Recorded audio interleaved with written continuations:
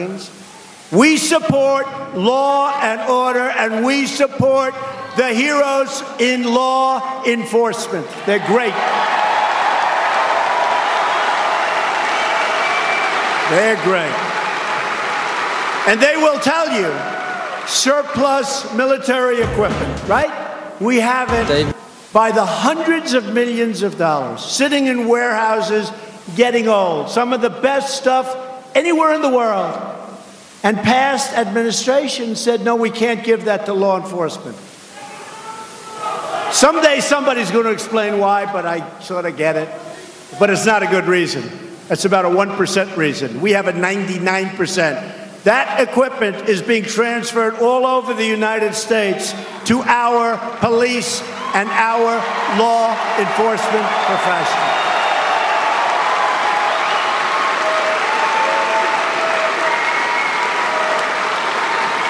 And we already have it. The other side said, but it's too good. It's too good. It's already paid for. We defend the Second Amendment. And don't kid yourself, it is under siege. We defend the right to self-defense. Never believe that your Second Amendment is not under siege. We believe that a strong nation must have strong borders. We have pride in our history and respect for our great American flag.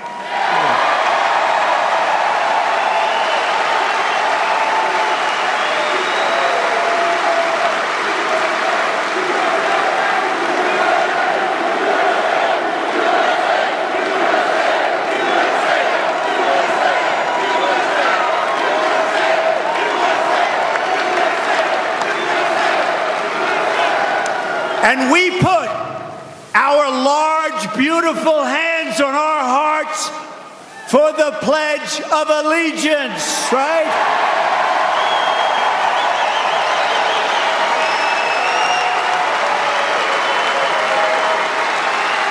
And we proudly stand, all the time we stand, because we love that sound. We stand for our national anthem at all times.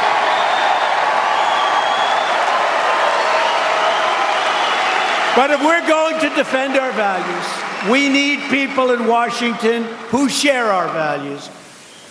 Democrats, like Sleepin' Joe, say one thing when they're in Elkhart, and then they go to Washington and vote for the radical liberal agenda. It never, ever fails. You know, there's about 12 of them. You think you have their vote, and they talk a good game, but they always raise their hand for the radical left of Nancy Pelosi. Always. The Center for Effective Lawmaking named Joe Donnelly the least effective Democrat lawmaker in the United States Senate. I don't know, Mike, but I think that will be a very good phrase to run by. He's never sponsored a bill that has become a law. This November, Indiana will face an important choice. You can send a really incredible swamp person back to the Senate, like Joe Donnelly, or you can send us Republicans like Mike Braun to drain the swamp.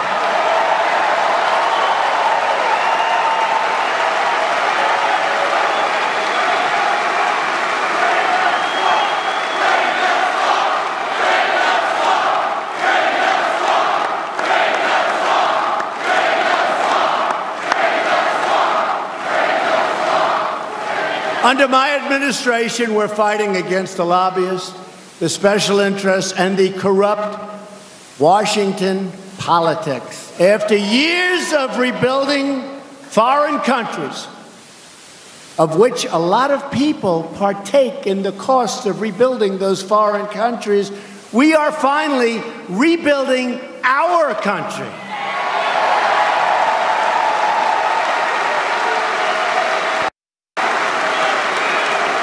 We fight to build their borders, but we don't fight and spend no money to build our borders. Figure that one out.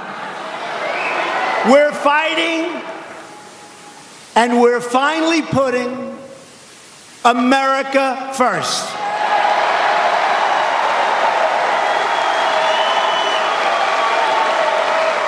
And remember, the last time I did this, and this started 2.5 years ago when I just started, people were not saying Merry Christmas anymore. The big store chains weren't saying Merry Christmas, Merry Christmas. They weren't doing it. They weren't saying Merry Christmas. Now they're saying Merry Christmas again.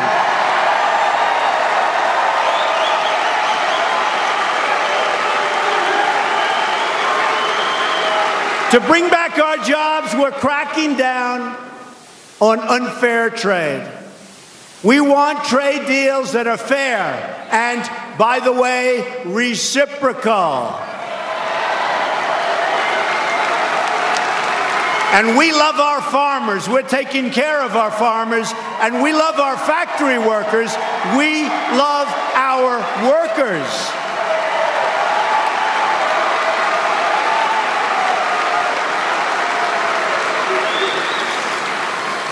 For decades, American presidents responded to foreign cheating on trade. Cheating. There's no other word for it. Cheating. They responded with silence. They didn't do anything. They were silent. Silencio. Let's not rock the boat. Oh, that's fine. We have a $100 billion trade deficit with Mexico. Think of it. $100 billion trade deficit a year with Mexico. We have a trade deficit with almost every country in the world. We're changing that around rapidly.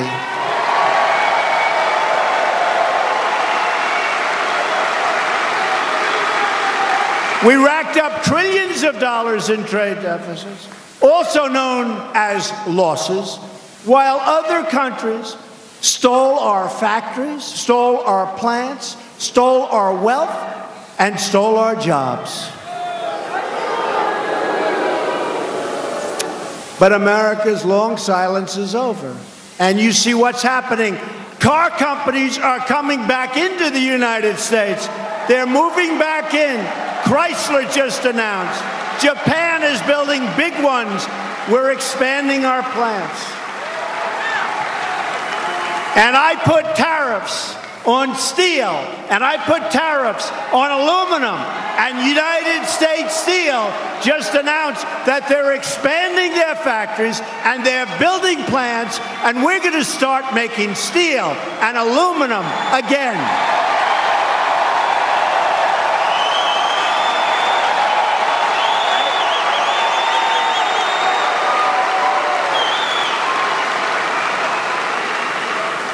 America is respected again.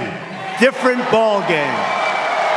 Under my administration, we kept another important promise when we put a great new justice on the United States Supreme Court, Neil Gorsuch. And next week, after the promises of many administrations and presidents, and then they never did it. They campaigned, they promised, they never did it. Next week, we will finally open the American Embassy in Jerusalem.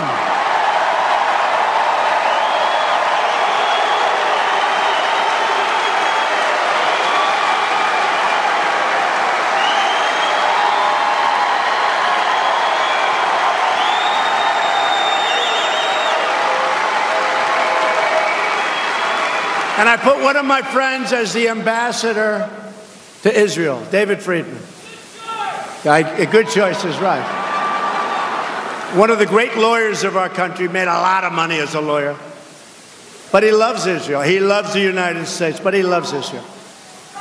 And they walked up to my desk about 3 months ago, right after I did it, because I said, let's go, we want to build fast. So they walk up to my desk, and they give me this beautiful folder, and I'm supposed to sign. I said, what is this? And I'm half signed. They said, sir, we're building an embassy in Jerusalem, sir. I said, how much? Something other presidents don't ask, but that's okay. They said, I kid you not, they said, sir, $1 billion. I said, $1 billion? You know what $1 billion is? You have a beautiful house that costs you about $50,000, right, to build. Hopefully it's worth a lot more than that. But that's what it costs. So I said, $1 billion? Yes, sir. We're looking for a site now. We're going to spend a lot of money on a site. Everyone's going to get rich on the embassy. So I called David. I'd stopped signing, by the way. I had Donald, D-O-N-A-L-D, and then it was like dead. And then, I don't know if they still have it. Beautiful paper, very official looking. And then, all of a sudden, I stopped, never got to the T. And I started putting X's because I was afraid that somebody could say it was my signature. And I called up our ambassador. And I said, David, this is crazy. I said, we're going to build our embassy in Jerusalem. But they want $1 billion. They're going to look for sites. Don't we have a site? He said, yeah, we have the best site. We already own it. And we have a building on the site. And I could take that building that's on the site, Mr. President, and I could take a corner of that building, a big, beautiful corner, and for $150,000, I can fix it. It'll be so beautiful. The location's better. It's set back, which is good for safety. And I can build it for $150,000. Think of that. Think of that.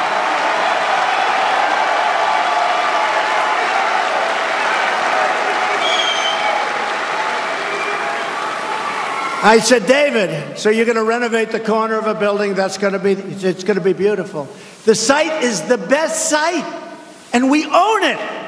The building is already built, and we can fix it. So think of it. We have government wanting to build $1 billion in a site that would never be as good or as safe, because this is a big site, big setbacks. They want setbacks for safety. Makes sense. So I said, David, you can do that from $1 billion to 150. You know what? Spend $200,000 or $300,000. That's okay too. Now think of it. And the reason I was very cognizant, because I was supposed to cut the ribbon of the new embassy in London. You know that, sir. So we have the best piece of property in all of London. It's our embassy. And someone between the Bush administration and the Obama administration. They say Bush started it, but Obama could have stopped it. But let's say the two administrations, what they did is they said, wow, this is a great piece of property. We've been offered a lot of money, like 200 or 250 million. And what we'll do, because we're such great businessmen, what we're going to do is we're going to sell this best piece of property in London by far. By the way, literally, it's if you know New York, 5th Avenue and 57th Street. Now, I happen to have a building there, so, but that is the best one. The Tiffany location. It's the Tiffany location.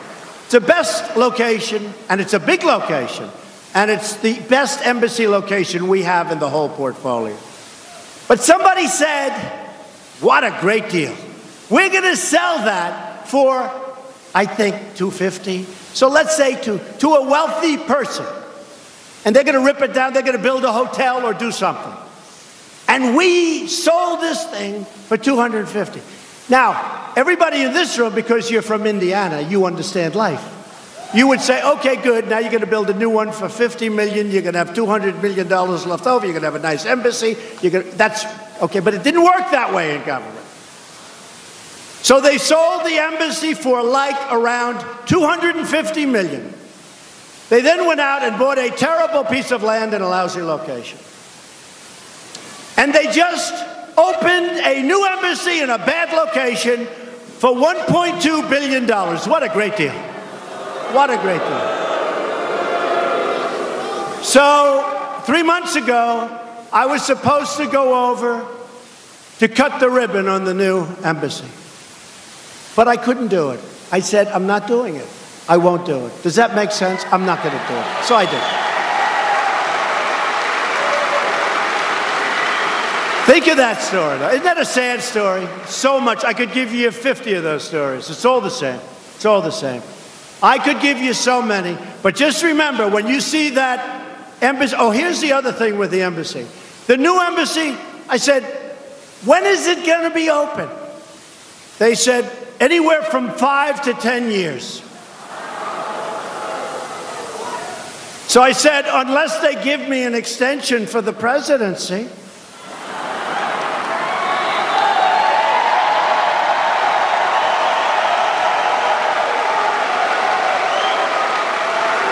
Which I don't think the fake news media would be too happy about. Wait. Actually, they would be happy. Because when I'm not here, their ratings are going to sink. So they'll probably be very happy. So they said from 5 to 10 years. Now, you know when they say from 5 to 10 years, that means probably 15 or 20 years, right? So we open the embassy next week. 3 months. 3 months. 3 months.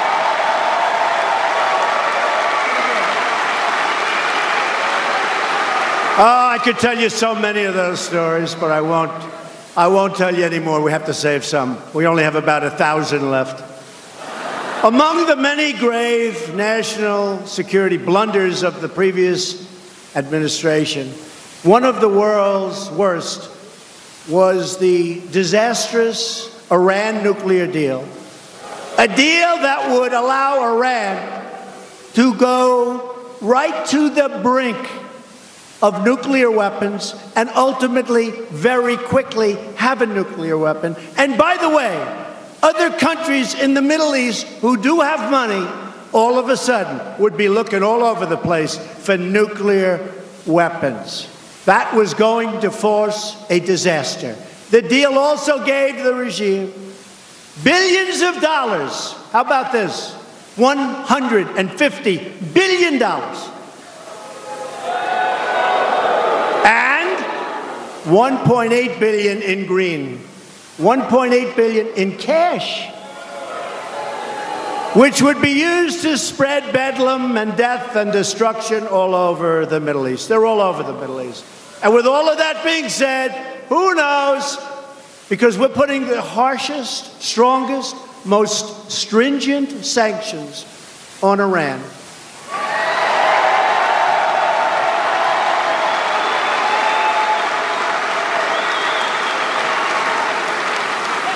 And I hope to be able to make a deal with them. A good deal, a fair deal, a good deal for them, better for them, better for them. But we cannot allow them to have nuclear weapons. We must be able to go to a site and check that site. We have to be able to go into their military bases to see whether or not they're cheating. Now, of course, we're all sure they're not cheating, but just in case. The Iran deal was one of the most embarrassing agreements the United States has ever entered into. You remember the 10 sailors who were humiliated in front of the world for no reason whatsoever. But once again, Democrat Joe Donnelly served his liberal handlers in Washington, not the great people of Indiana that I know so well. He voted to save the deal 4 times.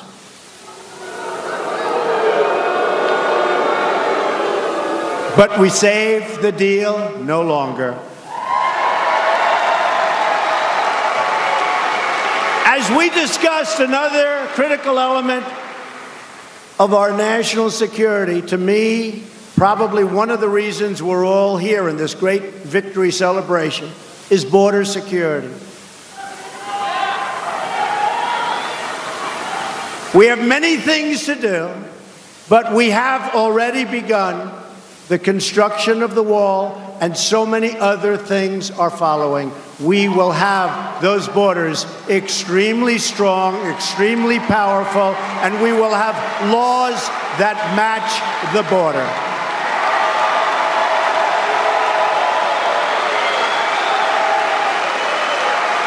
So if you think about it, the Democrats, they're weak on borders, weak on our military. We have, and the last deal, I had to do it.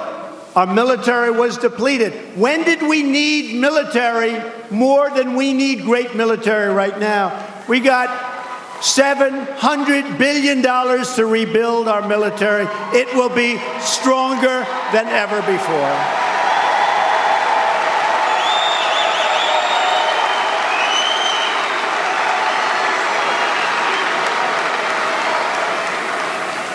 So the Democrats, they fight against the borders. They fight to raise your taxes. They want to raise your taxes. They fight for all of the things that we don't stand for. And we're going to have a great victory in 18. You watch. We're going to have a great victory.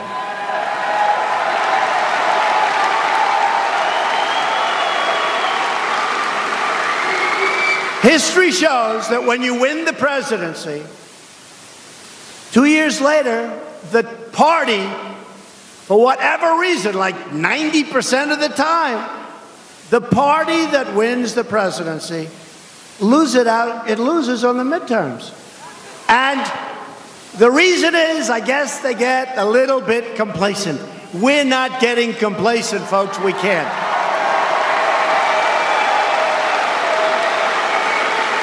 If we elect more Republicans, we can truly deliver for all of our citizens. We're going to keep the promises anyway, whether we do or whether we don't. I'm going to keep that. We have delivered, and it was said by one of these gentlemen, we have delivered, one of the only times ever, more than we promised. I have delivered more than I promised, if you think about it. We will lift millions of Americans from welfare to work, from dependence to independence, and from poverty to prosperity. We will put new steel into the spine of our country. And by the way, it will now be American-made steel. And we will breathe new hope into our communities. We will do it all with American hands, American grit, and American pride. Loyal citizens like you helped to build this country, and together we are taking back our great and beautiful country, returning power to everyday American people. These are the greatest of all people.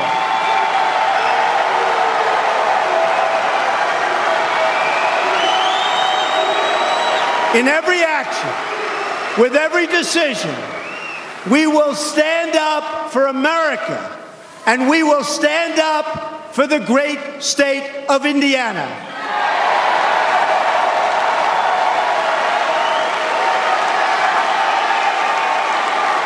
This is the state where generations of American patriots and pioneers plowed the fields, carved the wilderness, and worked the factories of the great American Midwest. No place like it. It's the state that gave us Notre Dame football, Hoosier basketball, and the legendary Indy 500. With your help this November, Indiana will inspire our country again. No dream is beyond our reach. Our ancestors braved the oceans, They tamed the frontiers, put down the railroads, those beautiful railroads, built up the highways, and dug out the great Panama Canal. We are the nation that won 2 world wars.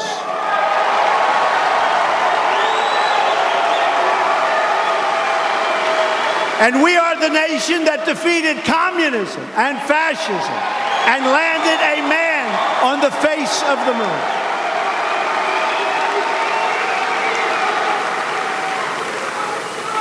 And always remember, we have picked up in wealth trillions and trillions of dollars for our country since our election, not my election, our election.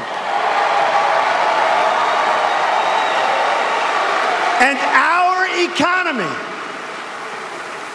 people forget, our economy is almost twice the size of any other economy of any other nation in the world. Remember that. People forget. People forget. People forget. We're not going to let them forget. As long as we are proud of who we are and what we are fighting for, we will never, ever fail. With your help, your voice, and with your vote, we will win. We will achieve victory for our country, victory for our children, and victory for this magnificent land that we all love, because we are Americans and our hearts bleed red, white, and blue.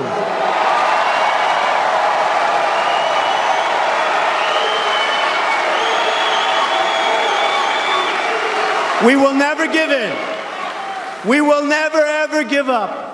And we will never stop fighting for our country, our freedom, and our flag. We are one people, we are one family, and we are one nation under God.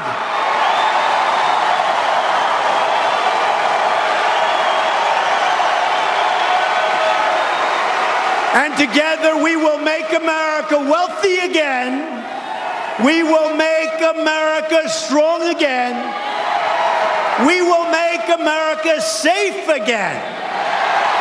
And we will make America great again. Thank you, Indiana. We love you. Thank you. God bless you. Thank you.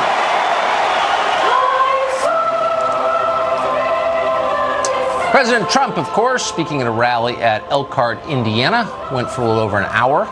Author and columnist Mark Stein watched the whole thing and joins us now with reaction. What did you think, Mark?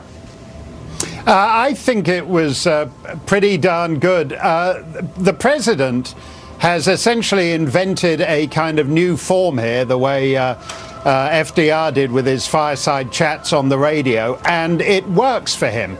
This is how I first saw him on stage, basically riffing on the day's news. He's got a little bit more teleprompted since then, but actually he's gone back to what he was doing in his campaign days. Just he's comfortable in the job, he's comfortable with himself, and he's doing all Republicans and all conservatives a service. And this is something that Marco and Jeb and John Kasich and all the rest can learn from him, is he's not being boxed in by Democrat media corsets of discourse.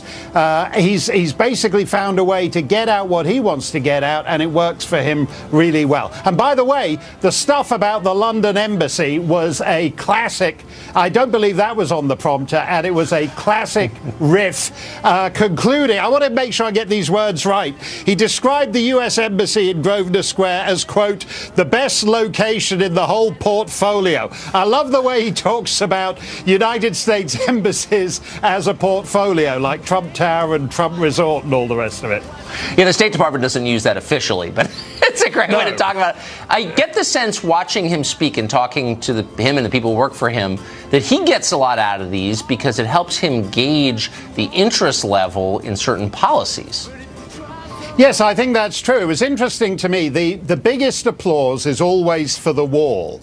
And if you notice, the last time he did one of these, a couple of weeks ago, he started to go on, I think it was about H-1B or H-2B visas. I think, in fact, he got a little confused on the point.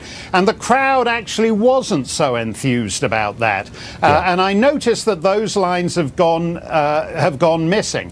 And, you know, this is really what the media in particular don't get about President Trump.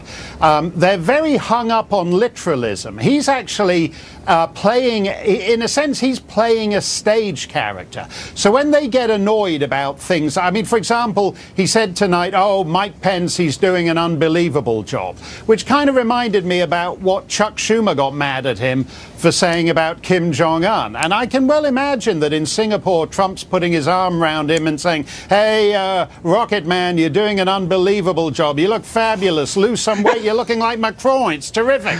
What they don't understand is like, you know, the media are bone-crushingly literal about this. He's like a great actor or a great singer. He's playing the subtext, not just merely the dialogue on the surface. And you'd think these moronic celebrity critics of his would figure that out. Why is Alec Baldwin's impersonation of Trump such a big nothing? It's because Trump is actually playing Trump better than this brilliant actor plays him. He's playing the subtext. And that's, by the way, that's what, not to go all actor studio on you, Tucker, that's what Alec Baldwin...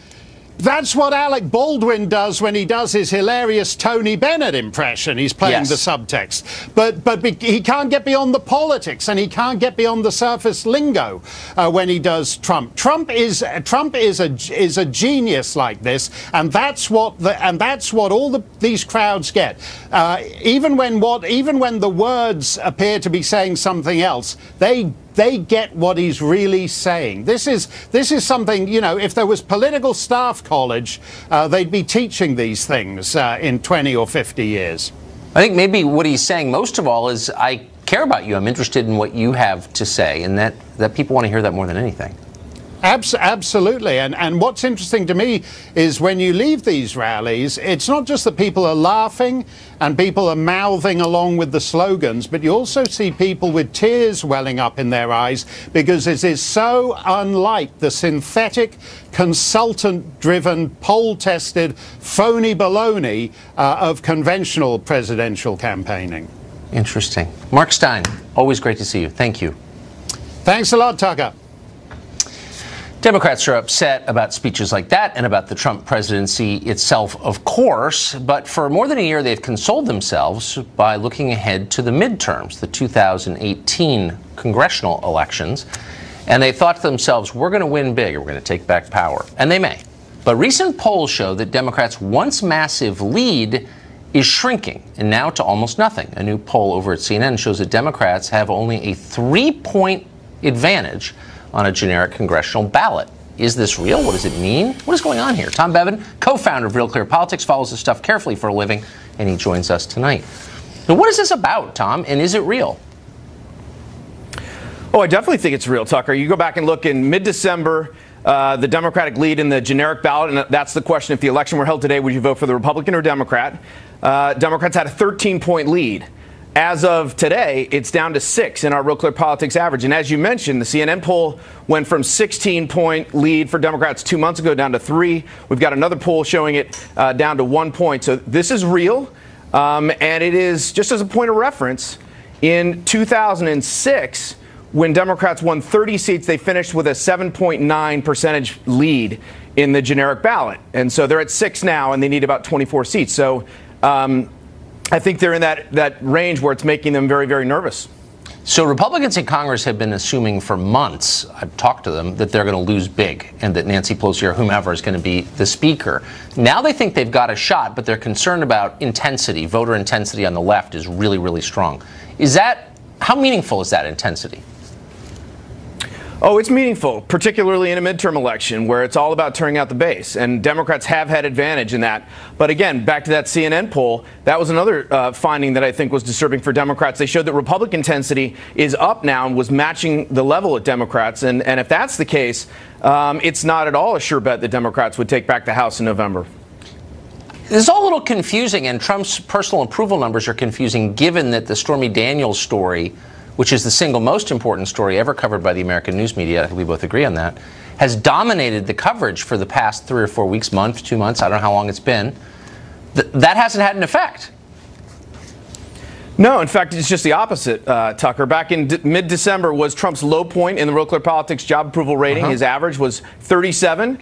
He's now at 44.3. So he's gained, or 43.4. He's gained 6.5 points over the course of that period. And as you mentioned, the entire time it's been in the Stormy Daniels onslaught. It has not only has it hurt his numbers have been ticking upward the entire time. And again, that's something that you see Democrats now. You talk to them, they're now somewhat annoyed by this because you talk to Nancy Pelosi and others. They say, look, this is distracting from our message. They want to try and get back to reaching voters. And voters have actually tuned that out now and are paying attention to the other stuff, which Trump has had a pretty good few weeks. Amazing. Their message. We don't have time for you to tell me what that is. But I appreciate it, Tom. Thank you. You bet. Well, as you just heard, the numbers on the upcoming midterm election are interesting. The Democrats are still ahead, but they're not nearly as popular as they were 6 months ago. And that is weird. The president's still disliked by half the country. Congressional Republicans in the polling are even less admired than he is. So Democrats ought to be way ahead. And as you just heard, they're not. So why is that? Could it be that for all the problems with the Republican Party, and those problems are real, Democrats are perceived as even less appealing? Looks that way. The question is why? We have some theories. We could show you a million examples to illustrate this. But here's one from just yesterday that came immediately to mind. Watch as this MSNBC panel, which is as close to a Democratic Party focus group as you'll ever find, gushes over that porn lawyer, the one whose eyes are too close together. You know, the one who's always on television making threats. Watch this. Michael Avenatti is a beast. Okay, that's true. And he's a beast. He's a beast, and he keeps popping Donald Trump and all of his folks in the mouth. John Meacham says he may be the savior of the republic. It's really interesting. He killed the news of the Iran deal practically in one big stroke. He really is a master of the media cycle. I owe Michael Avenatti an apology. For the last couple of weeks, I've been saying, enough already, Michael. I've seen you everywhere. What do you have left to say? I was wrong, brother. You have a lot to say. The Democrats could learn something from you. You are messing with Trump a lot more than they are. So here's a political rule of thumb. If the creepy porn lawyer is, quote, the savior of the republic in your view, you're probably not trying very hard to appeal to middle America, and Democrats are not. In fact, in the last year and a half, the Democratic Party has doubled down on every behavior that got Trump elected in the first place. They routinely vilify tens of millions of Americans based on how they look. They prefer legal immigrants to U.S. citizens. At this point, they don't even hide that preference. They're open about it. In schools, in sports, and the military, they denounce the idea of biological differences between men and women. That's something that every culture from ancient Egypt till about 20 minutes ago understood perfectly well because it's demonstrable. They don't recognize it anymore. Then 2 nights ago, the New York Times criticized the Secretary of State, Mike Pompeo, in his trip to North Korea. They ran the headline, "At a key moment, Trump's top diplomat is again thousands of miles away," like it was a sin. But the purpose of his visit, you'll recall, was to secure the release of 3 American prisoners. But the Times was not impressed by that. Pompeo works for Trump, so the whole thing must be bad. Whatever else he's done, Trump has driven the Democratic Party off the deep end. They not only hate him, but the country that elected him, and it's starting to show in the polls. Christy Setzer is president of New Heights Communications. She's been in and around the Democratic Party for a long time, and she joins us tonight. So, I mean, you heard Tom Bevins say, they're mad that their message isn't getting out. But the truth is their message is Trump is bad. And that's not really a message, right? That's more an animal reaction.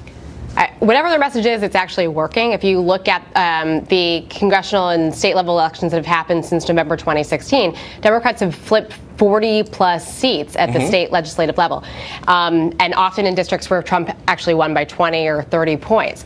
So we can quibble about what the message is, but we can't really quibble right now about whether or not it's working, because it clearly seems to be. Well, I mean, of course, to some extent, I mean, Trump is still loathed by half the population. It's his first midterm. So historically, of course, they're going to pick up seats. The question is, where's the wave? And if you listen to what the message really is, one of the messages is, for example, that there are no differences between the sexes, that biological reality is fake. Nobody's saying that. I mean, no, and we need to reorganize society along those lines. That's way more radical than anything Trump has ever said. I would suggest that you point me to the candidate that is saying that and making that their real message. No, look, Democrats are being reasonable in the selection. Would it be possible for a Democrat running for office in a Democratic primary to say there are two biological sexes, male and female, and that's it? That's what our biology tells. If you said that, I would suggest they talk about the economy. No. What do you mean? They're trying to reorganize. Are you joking? They're the ones pushing all these changes on the rest of us, including the bathroom thing and all of this. You couldn't say that in the Democratic Party. No, I'm serious. It's Republicans who are doing the bathroom thing. Again, North Carolina. That was a entirely Republican No one even thing. imagined there were more than two sexes until about 20 minutes ago, and it was Democrats. So, but I'm just saying, that's a big change. Maybe biology isn't real, but that's not a mainstream position, and they spent a lot of time talking about it. Does that help? I would say that if you wanted to make the argument to me that Democrats should or should not be talking about impeachment, they should or should not be spending a lot of time on Stormy Daniels and Michael Avenatti, we can have that conversation, and I would be happy to. But there is no mainstream Democratic candidate who is talking about, as you said, the differences in biology. You could say, as a Democrat, I'm serious, because I think it's reordering society is always a big deal. And pretending biology is fake is too. So you could have a Democratic candidate who would say there are two biological sexes. That's it. He could get away with that? I don't think that they have been, is what I'm saying. And I think, again, if you look back to the ways that Democrats have been performing up to this point, whatever it is that they're doing is working. There is far more energy. There is more small dollar donations. And that leads into more volunteers. And it leads to a better slate of candidates in the Democratic side. A lot of that is true. I think you're absolutely right. There's probably more energy, more money, and all that. I'm waiting for the wave. We'll see. I hope you'll come back election night. Thank you. Christy Setzer, thank you. Robert Mueller has bitten off a lot. Can he chew it, is the question. The Russian interference narrative is actually headed to court, and he might not like that. That story is next.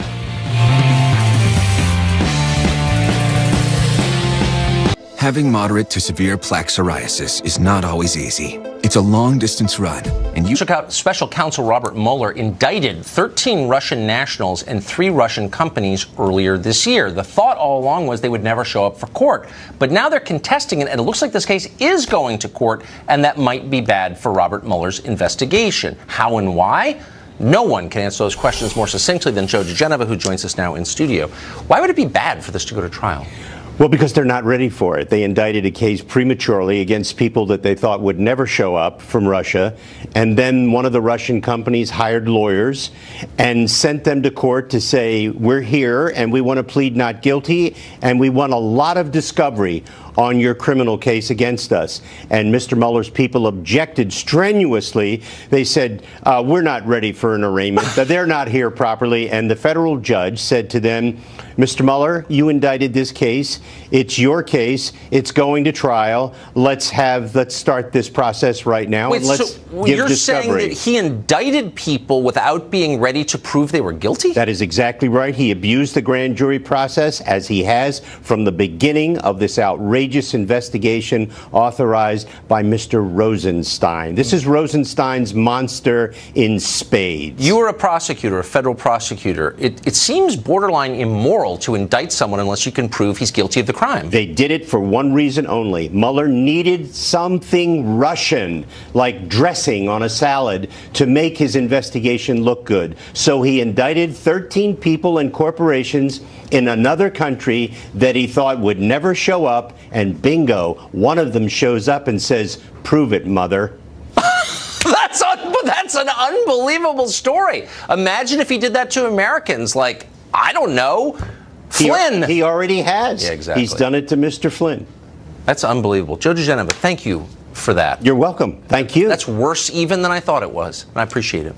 Up next, our liberal Sherpa Kathy Aru, you waited all week. She joins us next. Time to go.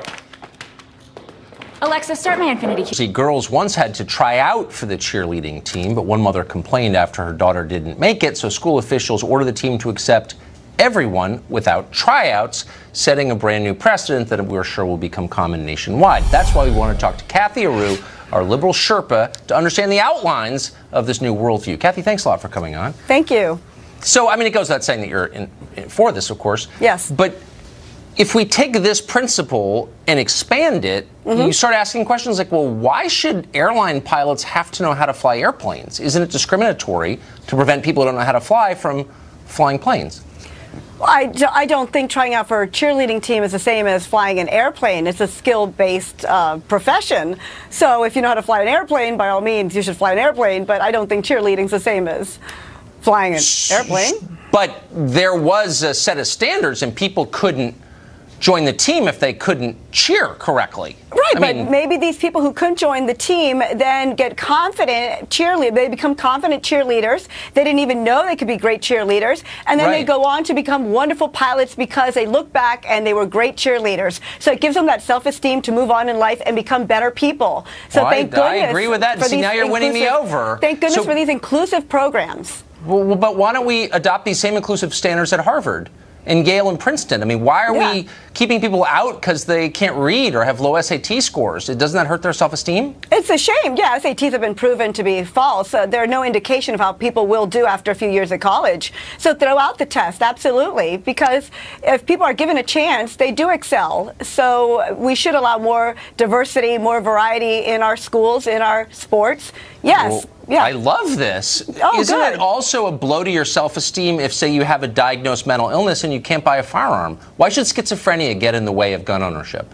Everyone else can buy one, but you can't because you're diagnosed mentally ill. Isn't that discriminatory? Well, I think that would hurt other people, so I'm not for any program that would hurt other people, but programs that allow people to excel and become better people, then there's nothing wrong with that. But having a mental illness and then having a firearm, which, I mean, anyone having a firearm is probably not a good idea in general. You're totally right. You're totally right. Right. I thought you would agree.